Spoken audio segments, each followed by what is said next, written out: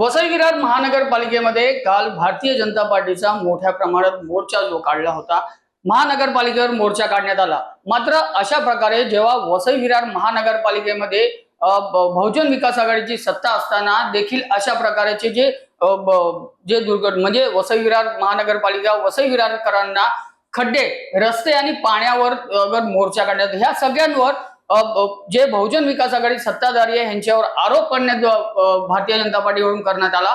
आपल्यावर ह्या सगळ्यांवर बातचीत करण्यासाठी बहुजन विकास आघाडीचे नगरसेवक निलेश देशमुख आहे, यांच्याशी बातचीत करूया।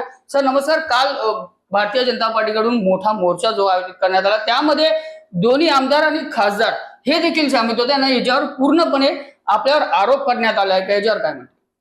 खरं म्हणजे वसई विरारच्या जनतेचं मी अभिनंदन करेन।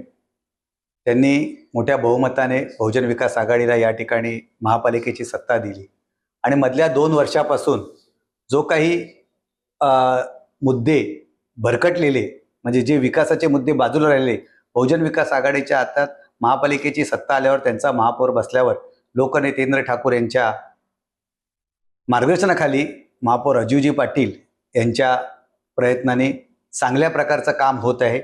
आणि हे काम बघून जे भारतीय जनता पार्टीचे आमदार आणि त्यांचे इतर नगरसेवक यांच्या पायाखालची वाळू सरकलेली आहे, त्यांना 2029ला त्यांचा जे काय परिणाम होणार आहेत हे स्पष्ट दिसू लागलेले आहेत आणि ती सरकलेली जमीन परत आणण्यासाठी ही राजकीय नौटंकी त्यांच्याकडनं चालू करण्यात आलेली आहे। नक्कीच 15 ऑगस्टला जेव्हा महासभा जेव्हा बसलेली, तेव्हा जनता दरबार देखील होता, त्यामध्ये माजी आमदार हितेंद्र ठाकूर आणि माजी आमदार क्षितिज ठाकूर आणि महापौर आणि आमदार राजन नाईक हे देखील होते। त्यामध्ये असे प्रश्न देखील मांडण्यात आले की जे हॉस्पिटल जो आहे तो आम्ही पास केला, बाकी रस्ते जे आहे त्याचं काम देखील ते आम्ही पास करणार। त्यावरून माजी आमदार हितेंद्र ठाकूर यांनी देखील बोलणं केलं होतं, त्यावर काय म्हणतील आपण? खरं म्हणजे त्या मीटिंगमध्ये आमचे नेते, लोकनेते हितेंद्र ठाकूर यांनी स्पष्ट वाचित सांगितलं की 2 वर्षात तुम्ही आमदार झाल्यावर काय कामं केली आहेत ती लोकांपुढे आणा। जी कामं त्यांच्या किंवा सन्मान्य क्षितिज ठाकूर यांच्या काळात किंवा यांच्या प्रयत्नाने पास झालेली आहेत त्याचं क्रेडिट तुम्ही घेऊ नका। तुम्ही नवीन काय आणलेत? आज राज्यात तुमची सत्ता आहे, केंद्रात तुमची सत्ता आहे, तुम्ही या 2 वर्षात त्याच्या ह्या शहरासाठी किती पैसे आणले, किती नवीन योजना आणल्यात त्याचा लेखाजोखा मांडा। ज्या गोष्टी बहुजन विकास आघाडीने केलेल्या आहेत त्याचं क्रेडिट तुम्ही घेऊ नका, कारण आपांचे संबंध कायम हे सर्व पक्षीय नेत्यांशी राहिले आहेत। आजही जेव्हा आमची सत्ता आली, आमचे महापौर बसल्यावर सर्व पक्षातल्या वरिष्ठ नेत्यांनी आपांचं अभिनंदन केलं आणि त्यांनी कमिटमेंट केलं की या शहराला विकासासाठी पैसा आम्ही कमी पडून देणार नाही। आप्पा, तुमची लोक जेव्हा केव्हा कुठल्या चांगल्या मागण्या किंवा योजना घेऊन येतील तर 100% आम्हाला त्या ठिकाणी आम्ही तुम्हाला मदत करू। आणि हे सगळं बघितल्यावर ह्यांच्याकडे काही बोलण्यासारखं राहिलेलं नाहीये, म्हणून हा सगळा फार्स यांनी तयार करण्यात आलेला आहे। नक्कीच यावरून मागे जो गेल्या महिन्यात पाऊस जो 5 ते 6 दिवस पडलेला, त्यावर लोकांनी देखील आरोप केलेले की भारतीय जनता पार्टीचे जे नगरसेवक आहेत ते रस्त्यावर कुठेतरी उतरताना दिसले नाही, असे आरोप देखील लोकांनी केले। त्यावर खरं म्हणजे बहुजन विकास आघाडीची कायमची भूमिका राहिलेली आहे की जेव्हा निवडणुका असतात त्या 15 दिवस आपण काय राजकीय आरोप प्रत्यारोप करायचे असतात, कारण त्यावेळेला जनताच्या पुढे आपण केलेली कामं न्यायची असतात आणि विरोधी पक्षांनी केलेली चुकीची कामं ही लोकांना सांगून जनता त्यावर विचार करून मतदान करत असते। आता ही वेळ आहे काम करण्याची। माझं भारतीय जनता पार्टीला हेच सांगणं आहे। खरं म्हणजे तुमच्या माध्यमातून मी सांगतो की जनतेने मोठ्या विश्वासाने या ठिकाणी सगळे लोक निवडून दिलेले आहेत, मग ते आमदार असतील, खासदार असतील।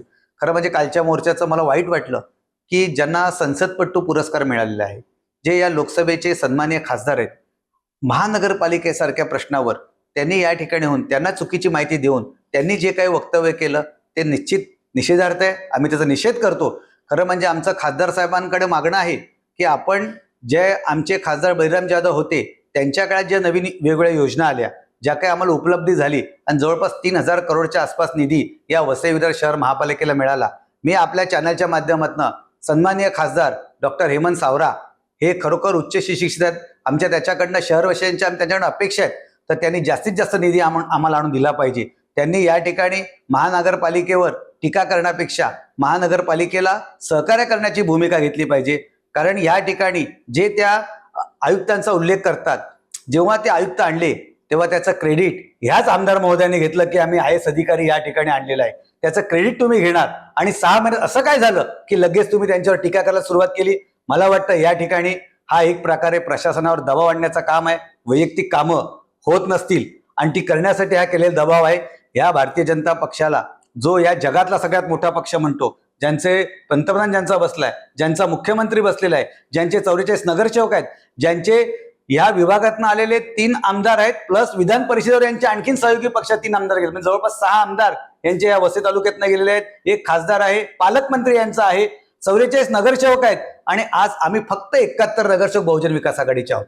आज 71 नगरसेवकांनी पण यांची पलटाभुई केलेली आहे, कारण आम्ही आमच्या आमदार हितेंद्र ठाकूर, माजी आमदार हितेंद्र ठाकूर आणि क्षितिज ठाकूर यांनी आम्हाला ज्या पद्धतीची काम करण्यास सवय लावलेली आहे, यांचं आमच्यावर पूर्णपणे बारीक लक्ष असतं. आम्ही जे जनतेत जाऊन काम करत आहोत, या ठिकाणी महापौर राजूजी पाटील, उपमहापौर मार्शल लोपिस यांच्या नेतृत्वाखाली आम्ही चांगल्या प्रकारचं काम लावलेलं आहे. जनतेमध्ये आम्हाला चांगला प्रतिसाद मिळतोय आणि 2029ला जे काय भारतीय जनता पक्षाचे, म्हणजे आज तुम्ही दिल्लीपासून बघत असाल की युवा पण यांच्या बाजूला राहिलेले नाहीयेत, महिलांना पण यांनी प्रलोभन देऊन यांची सत्ता आली, पण ती पण जास्त वेळ त्यातही यांनी त्यांची नावं परत जे आलेली आहेत ती कट केली आहेत. या सगळ्याचा गोष्टीचा परिणाम दिसू लागलेला आहे. यांच्या मी आज परत तुमच्या माध्यमातून बोलतो, यांच्या पायाखालची वाळू सरकलेली आहे, यांचा जनाधार संपलेला आहे. त्यामुळे ही नौटंकी करण्याशिवाय यांना पर्याय राहिलेला नाही. मी आपल्या चॅनलच्या माध्यमातून सांगतो सगळ्यांना, या सर्व सांगतो की मोठ्या विश्वासाने जनतेने तुम्हाला जे निवडून दिलेलं आहे त्या कामाला जागा, तुमच्या कर्तव्याला जागा.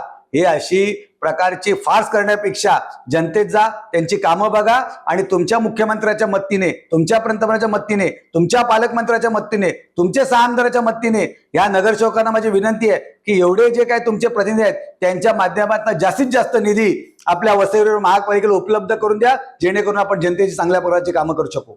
मागे देखील आपण आपल्याकडून बहुजन विकास आघाडीकडून जे मोर्चा काढण्यात आला, तो देखील रविवारी जो मोर्चा होता तो काढण्यात आला. त्यावेळी देखील भारतीय जनता पार्टीने असे आरोप करण्यात आले की रविवारच्या दिवशी महानगरपालिका बंद असताना देखील बहुजन विकास आघाडीने मोर्चा काढला होता, असे आरोप देखील करण्यात आले.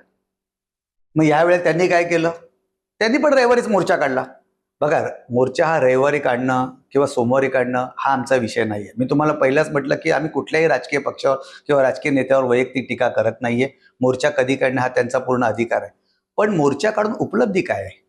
त्यांनी जे विषय घेतलेले आहेत हे पहिल्याच महासभेतनं पास झालेले आहेत. याच्यामध्ये त्यांनी डॉग शेल्टर म्हणजे कुत्र्याचं निर्मितीकरणाचा विषय काढलेला आहे. ऑलरेडी आम्ही 1000 डॉगसाठी सुप्रीम कोर्टाच्या निर्णयानुसार एक शेल्टर होम, त्याची टेंडर पण आम्ही काढलेलं आहे. जवळपास ते 3 ते 4 कोटीचं शेल्टर होम होणार आहे आणि त्या ठिकाणी 1000 कुत्र्यांना पूर्णपणे त्या ठिकाणी त्यांच्यावर पूर्ण प्रकारे जे काही त्या ठिकाणी त्यांचं निर्विजीकरण करण्याचं काम असेल ते त्या ठिकाणी केलं जाणार आहे. त्यानंतर खड्डे आहेत, हे गणपतीपूर्वी आम्ही भरणार आहोत. ज्या ठेकेदारांनी यापूर्वी खड्डे भरले त्याचं 1 रुपया पेमेंट काढलेलं नाही. जेव्हा ते गणपतीपूर्वी सगळे खड्डे पुन्हा नीट करतील, पुन्हा नीट रोड रिस्टोर करतील, तेव्हा त्यांचं पेमेंट काढण्यात येईल. तिसरा मुद्दा त्यांनी घेतलेला की पाणीपट्टी वाढ झालेली आहे. अहो, पाणीपट्टी वाढ ही प्रशासकीय काळात हा ठराव झाला होता आणि मी तुमच्या माध्यमातून सांगतो, हा ठराव झाल्यावर ते म्हणतात 1 वर्ष त्याची अंमलबजावणी झाली नाही. अहो, अंमलबजावणी नाही झाली, पण तुम्ही तो ठराव विखंडित का नाही केला? ज्या प्रकारे तुम्ही प्रभाग समितीची रचनेला तुमच्या राज्यमंत्र्याकडनं स्टे आणलेला आहे, त्या पद्धतीने ह्या पाणीपट्टी वाढीला तुम्ही स्टे का नाही आणला? शेवटी महापालिकेवर कंट्रोलिंग किंवा आयुक्तावर कंट्रोलिंग हे नगरविकास मंत्रालय आणि पर्यायाने पूर्णपणे मुख्यमंत्री आणि नगरविकास मंत्र्याच्या निरीक्षणाखाली होत असते. तुम्ही हा ठराव किंवा आम्ही स्वतः सांगितलं की राज्य शासनाकडे आम्ही पाठवतो आणि तिकडे सन्मान्य आमदारांनी प्रयत्न करतो विखंडित केला पाहिजे, हे कामं केले पाहिजेत. पण ते न करता, कारण त्यांना माहिती आहे काही कायदेशीर ज्या काही गोष्टी आहेत, ज्या योजना राबवताना त्या मॅन्डेटरी आहेत आणि त्या फक्त वसई विरार महापालिका नाही, या महाराष्ट्रामध्ये ज्या 29 महानगरपालिकेला आहेत त्यांना जे काही डायरेक्शन स्टेट गव्हर्नमेंट आणि केंद्र शासन देते त्या पद्धतीने त्यांनी काम केलं पाहिजे. या ठिकाणी कुठल्याही महापालिकेला त्यांचं बजेट करताना त्यांचं 1 रुपया शिल्कीचं बजेट करावं लागतं. मायनस बजेट महापालिका करू शकत नाही. यांच्या हातामध्ये असलेलं आज MMRDA आम्हाला 13 रुपये 1000 किलोमीटर मागे रेट लावते. तो रेट हे का नाही कमी करून घेत? आज जे यांच्या हातात असलेलं, यांच्या मुख्यमंत्र्याच्या हातात असलेलं ऊर्जा खातं, ज्याचं MSEB, ज्याचं लाईट बिल आमच्या पाणी योजनेला कमर्शियल धर्तीवर घेतलं जाते, आजही जवळपास डहाणूवरनं आपल्याला पाणी येतंय. इतक्या लांबनं पाणी येत असताना जे पंप चालू असतात त्यांचं लाईट बिल काय येते? आजही वसई विरार महानगरपालिका पाणी योजनेतले पैसे हे तुटीने देत आहे. आणि यापूर्वी गेल्या जेव्हा बहुजन विकास आघाडी गेले 35 वर्षात कधीच पाणीपट्टी वाढ झालेली नाहीये, पण यावेळेला या MMRDने आम्हाला पाणी सप्लाय करताना जे काही रेट लावले आहेत आणि ज्या पद्धतीने ते आमच्याकडनं पैसे घेत आहेत, त्याचप्रमाणे आमचं लाईटीचं बिल जे वाढलेलं आहे, त्यामुळे योजना अत्यंत तोट्यात असल्यामुळे आम्हाला ती पाणीपट्टी वाढ ही प्रशासनाने केलेली आहे. याच्यावर पण आम्ही आमच्या महापौरांना सांगितलं की कशा प्रकारे आपण ती कमी करू शकतो किंवा ती रद्द करू शकतो. यासाठी आम्ही राज्य सरकारचं मार्गदर्शन घेणार आहोत आणि त्यानुसार आम्ही काम करणार आहोत. नक्कीच या सगळ्यावरून आता वादविवाद जो आहे तो सुरुवात झालाय. मात्र वसई विरार शहरांना नागरिकांना ही मूलभूत सुविधा मिळणार का हे पाहणं आता महत्वाचं ठरणार आहे. महेश गोयल, लोकशाही मराठी, वसई विरार.